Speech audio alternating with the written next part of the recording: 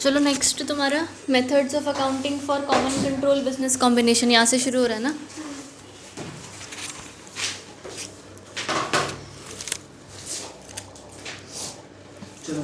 ठीक है, अब methods of accounting for common control business combination. Method of accounting हमने पहले देखा था जब नॉर्मल मर्जर था, है ना, normal amalgamation in the nature of वो, सॉरी हाँ, मर्जर और वो परचेज। वहाँ पे हमने मेथड ऑफ अकाउंटिंग दो देखे थे कि एक पूलिंग वाला था और एक परचेज वाला था। यहाँ पर इनका अलग अलग मेथड है। अब इस मेथड में ना उन्होंने स्पेसिफिकली नाम तो नहीं दिया है, पर उन्होंने बस बताया है कि भाई क्या और कैसे होना है। ठीक है, तो उन्होंने फर्स्ट में क्या बोला कि यहाँ पर उन्होंने, अच्छा नाम इन द सेंस वो था ना, यहाँ पर उन्होंने क्या बोला, पूलिंग ऑफ इंटरेस्ट। हाँ, पूलिंग ऑफ इंटरेस्ट वाले मेथड से ही कर देंगे। अच्छा, यही बोला था। The business combination involving entities और business under common control shall be accounted for using pooling of interest method. Pooling of interest method is considered to involve the following: assets and liabilities at carrying amount यानी book value. No adjustment are made to reflect the fair values, ये भी हमको पता है ना। और the only adjustments that are made to are to harmonize accounting policies। ठीक है, और हार्मोनाइज अकाउंटिंग पॉलिसीज़ का मतलब क्या हुआ ना, अब देखो अंडरस्टैंड। हाँ हाँ हाँ, अकाउंटिंग पॉलिसीज़, वो हार्मोनाइज अकाउंटिंग पॉलिसीज़ किन दोनों में लड़ाई ना हो। जो उनकी बैलेंस शीट है ना, जब बैलेंस शीट बनेगी वो, हाँ, तो आपस में ये दिक्कत आएगी कि हाँ, ज़्यादा लायबिलिटी, शाबाश, शेयर होल्डर्स की पर शेयर लायबिलिटी ना बढ़ जाए। हाँ, वेरी गुड, एग्जैक्टली। तो हमने यही बोला कि वो, जैसे हमने कोई एग्जांपल नहीं पढ़ा था कि डेप्रिसिएशन दो मेथड से होता है, WDV और SLM। मान लो एक कंपनी WDV करती है और एक कंपनी SLM करनी है, तो दोनों को हार्मोनाइज करने के लिए जो छोटे मोटे एडजस्टमेंट्स करने पड़ते हैं वो हम कर देंगे, सब कुछ नहीं करेंगे। अब एग्जाम्पल मानो कि अगर मान लो कंपनी ए और कंपनी बी मर्ज हो रहे हैं, बी वाली कंपनी 2020 में बनी थी, ठीक है, ए वाली कंपनी 19 समथिंग में बनी होगी। ठीक है, बढ़िया, सब लोग काम कर रहे हैं। अब A is now acquiring B, ध्यान दो यहाँ पर, now A is acquiring B, ये समझ में आ रहा है। अब यहाँ पर क्या हुआ ना, ए वाली कंपनी है वो शुरू से SLM करती है, और बी वाली कंपनी है वो 2020 में आई, वो WDV करती है। रिजल्टिंग कंपनी अपनी ए ही है, तो ए बोलती है अब मैं जो कर रही हूँ, मैं ही तेरे को अक्वायर कर रही हूँ, मैं जो कर रही हूँ वही करना पड़ेगा। तो अब सारा का सारा अब SLM बेसिस डेप्रिसिएशन होगा, तो बी वाली मान लेगी, ऑफकोर्स कंट्रोलिंग इसका है। यहाँ तक समझ में आया। तो अब बी वाले को करना क्या पड़ेगा कि उसके आज के बाद के जो भी एसेट्स होंगे सब कुछ SLM बेसिस पर होंगे, पर जो एसेट्स पुराने थे, जो थे पड़े हुए, राइट, वो वाले तो WDV से हुए हैं, राइट। तो उन्होंने बोला कि फिर आपको ठीक भी तो करना पड़ेगा, पुराने डेप्रिसिएशंस जो WDV से थी अब वो ठीक करो, उसको SLM करो। तो कब से ठीक करेंगे? तो इसलिए वो WDV चलाते रहेंगे? नहीं, ठीक कर देंगे। ठीक करेंगे। कब से ठीक करेंगे?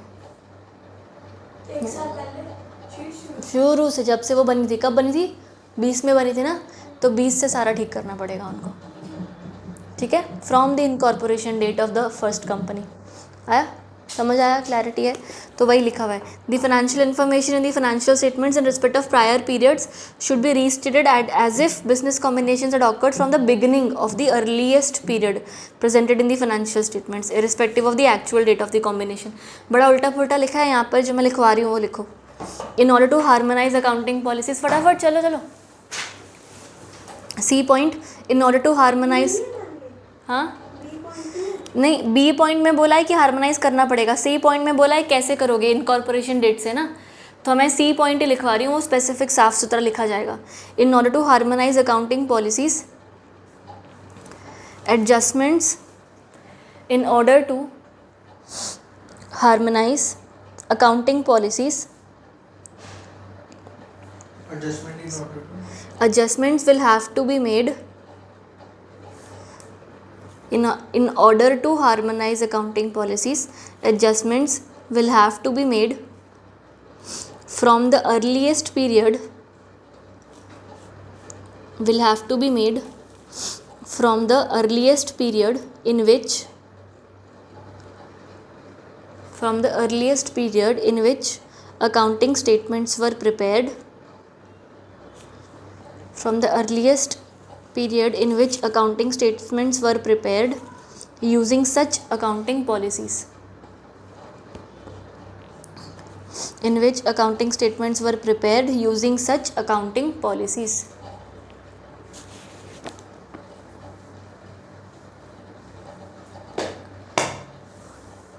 बताओ समझ आया क्या? ठीक है, अब वो कंपनी अगर 2020 में SLM करती थी पर 22 में उसने WDV करना शुरू किया था, तो जहाँ से पॉलिसी चेंज हुई थी वहाँ से आपको ठीक करना पड़ेगा। आया समझ? क्लैरिटी? चलो शाबाश। अब तुम्हारे ABC पॉइंट आ गए, बाकी पैराग्राफ्स चलेंगे। डिस्क्लोजर्स अगेन दिए हुए हैं, नेम हो गया, डेट हो गया, डिस्क्रिप्शन हो गया, अमाउंट हो गया। रिवर्स एक्विजिशन याद करो, क्या होता था रिवर्स एक्विजिशन? एक कंपनी छोटी कंपनी बड़ी कंपनी को अक्वायर करती है और लास्ट में रिजल्टिंग कंपनी छोटी वाली कंपनी होती है ना। Reverse acquisition is nothing but when a smaller वाली रिजल्टिंग कंपनी स्मॉलर कंपनी हो, रिजल्टिंग कंपनी अनलिस्टेड हो, रिजल्टिंग कंपनी पब्लिक प्राइवेट के अंदर प्राइवेट वाली हो, तो जो उल्टा सा हमको लगेगा ना वो रिवर्स एक्विजिशन हुआ। ठीक है, इसको रीड कर लोगे, सेम है, बस कुछ नया नहीं है इसके अंदर, सेम सेम दिया हुआ है। Again business combination after the balance sheet date, वो एज़ पर द AS 10 हो जाएगा तुम्हारा, इन अकॉर्डेंस विद AS 10, बस इतना मार्क कर लो। ठीक है, बाकी ज़रूरत नहीं है। उसके बाद तुम्हारे recent developments in accordance with लिखा हुआ है ना सेकंड लाइन में, disclosures is made in accordance with AS 10, बस इतना मार्क कर लो, बाकी मत करो, इतना ज़्यादा नहीं है ये। फिर recent developments in M&A accounting, ये भी लग तो नहीं रहा काम का मुझे भाई। ये रीसेंट डेवलपमेंट्स, वो गुडविल होता है, ये सारी चीज़ें वो तो हमने पढ़ ही लिया ना। ठीक है, कम टू द पॉइंट, जो तुम्हारा डिफरेंस बिटवीन है AS 103 और AS 14, ये काम का है। स्कोप AS 103 का वाइडर है, AS 14 का कम है ऑफ कोर्स, क्योंकि 103 तो बिजनेस कॉम्बिनेशंस ओवरऑल में बात करता है, 14 सिर्फ अमालगमेशन। उसमें 5 पॉइंट आते थे, अगर 5 पॉइंट करें ही ज़्यादा तो वो in the nature of purchase और इन द नेचर ऑफ, हाँ वो पूरा का पूरा 14 है ना, बिजनेस कॉम्बिनेशन अलग है। अच्छा, ये स्टार्टिंग वाला AS 14 और AS 14 है। 103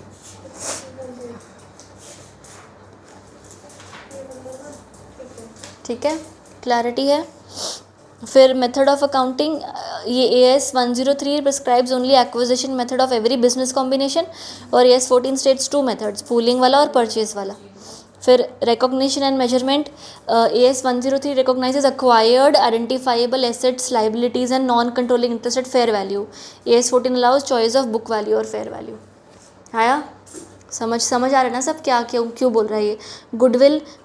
goodwill is not amortized in AOS 3 but tested for annual impairment, whereas AS 14 requires goodwill to be amortized.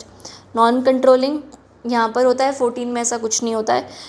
Recording for consolidated financial statements it provides in, ठीक है, CFS 103 में होता है, 14 में नहीं होता है।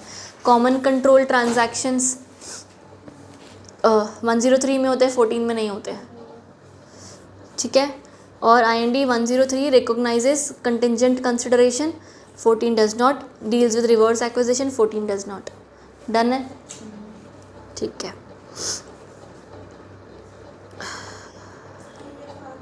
अच्छा एक चीज़ समझो, ये जो तुमने पॉइंट पढ़ा ना, थोड़ा सा प्रॉब्लम, कॉमन कंट्रोल ट्रांजैक्शन मतलब वो एंटिटी कंट्रोल्ड बाय कॉमन वाला एंटिटी, ऐसा कुछ था ना पॉइंट।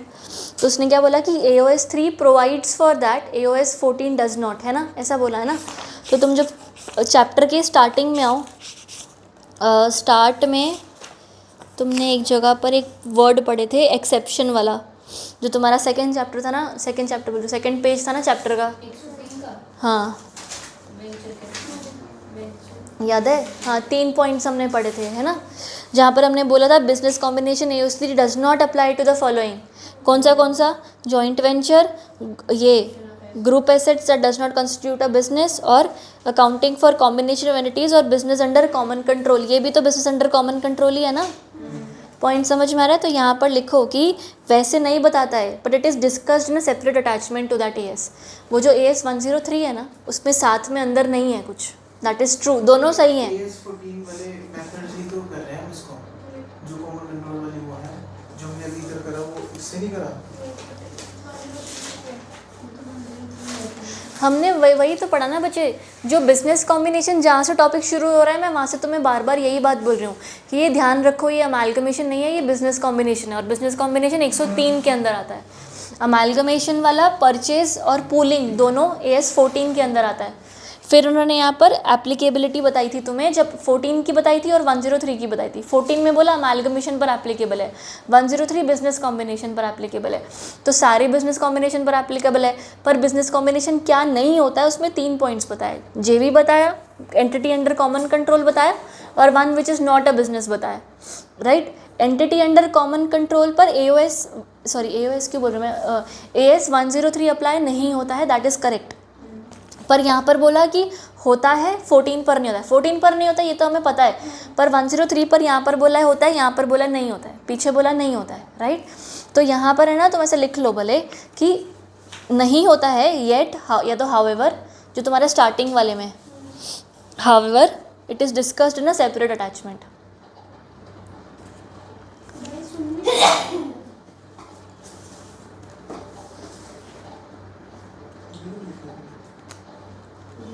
ठीक है, नाम है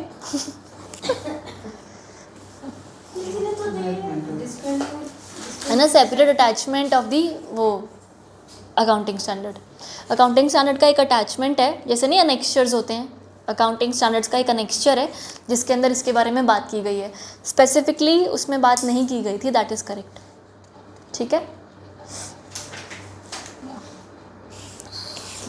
कब से बोल रही हूँ। वो लिख के हमारी डन है, यहाँ तक क्लैरिटी आई। चलो IF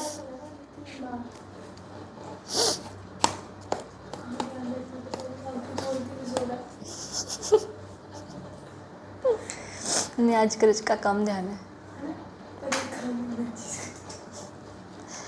चलो IFRS 3 वाला आ जाओ वापस,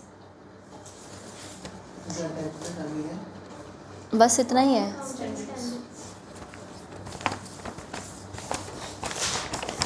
नेक्स्ट आओ IFRS बिजनेस कॉम्बिनेशन। ये कुछ नहीं यार, जैसे ना AS 103 है ना, वैसे IFRS है, और वो लोग सिमिलर ही हैं बस, to a very great extent वही लिखा हुआ है। प्रिंसिपल्स ऑफ IFRS क्या है? इंडियन नहीं, इंटरनेशनल फाइनेंशियल रिपोर्टिंग। हाँ standard international financial reporting standards. अब IFRS इंटरनेशनल है, AS 103 इंडियन है, तो AS 103 is similar to IFRS 3 बस। दो there only few carve out in this when compared to this, they are as follows। कुछ 2-3 चीज़ अलग है, वो क्या बोला, IFRS 3 excludes from its scope business combination of entities under common control, however 103 तो allow करता है अपेंडिक्स के अंदर। ठीक है, फिर IFRS 3 requires bargain purchase gain arising on business combination to be recognized as profit or loss। 103 requires that bargain purchase gain to be recognized in other comprehensive income and accumulated equity as a capital reserve। आया था ना, अगर loss हो गया तो हम capital reserve में डालते थे, और IFRS लॉस को प्रॉफिट एंड लॉस अकाउंट में डालता है। आया समझ? पक्की बात ना, क्लैरिटी आ रही है ना? बाकी लास्ट वाला paragraph, the main reason of this carve out is, cut कर दो, ये मेन रीज़न फालतू रीज़न है। अब डी मर्जर पर आओ। ये डी मर्जर तुम एक बार देखो, सारा का सारा हमने पढ़ा हुआ है। Demerger types, spin off, split off, पता नहीं क्या, carve out, asset, motivation for demerger फालतू, focus on core business, unlocking shareholder value, process of demerger, सारा पॉइंट शॉर्ट में लिख दिया, पता नहीं क्यों। Impact of demerger, challenges, risk, खत्म चैप्टर। यहाँ तक समझ आया? अब एक इंटरनल रीस्ट्रक्चरिंग भी तुम्हें आता है, वो CRVI में पढ़ा था। इंटरनल रीस्ट्रक्चरिंग क्या होती थी, हम बाहर जा ही नहीं रहे, हम कंपनी के अंदर कोशिश कर रहे हैं कि सब कुछ ठीक हो जाए। तो अभी ना इसमें सिर्फ इतना बोला हुआ है कि अगर तुम कंपनी का ग्रोथ करना चाहते हो, या कंपनी चाहते हो, या ख़राब क्या बोलते हैं, मतलब ऐसे लॉसेस मेकिंग हो रही है, बेटर उसको करना है, तो एक ही बारी अरे लॉस हो गया चलो किसी और के अंदर मर्ज हो जाए, ऐसा तो नहीं होगा ना। एक बारी तुम खुद में सुधार लाने की कोशिश करोगे। तो इंटरनल रिस्ट्रक्चरिंग इस खुद में सुधार लाना। तो ये वही बोला, internal restructuring can may be done in the following veg. Cost reduction कर लो, रिडंडेंसी प्रोग्राम, रिडंडेंसी मतलब वो कि भाई कोई ऐसा यूनिट है जो काम नहीं कर रहा है, रिडंडेंट है, it is not an earning you profit, तो उसको हटा दो। उसके अलावा मैनेजमेंट कर लिया आपने, डिसेंट्रलाइजेशन, तो वो वापस उसको समझा हुआ है। कॉस्ट रिडक्शन करने के लिए assessment of under performing unit कर लो, रिडंडेंसी प्रोग्राम्स हो गए। Next page, identification of redundancies की क्या चीज़ ख़राब हो रही है, वॉलंटरी इनवॉलंटरी तुम सब ठीक कर लोगे। लास्टली मैनेजमेंट और बाद में प्रोसेस दे दिया। ठीक है, ये ईजी है, डन। क्लैरिटी? कोई डाउट है कहीं पर भी?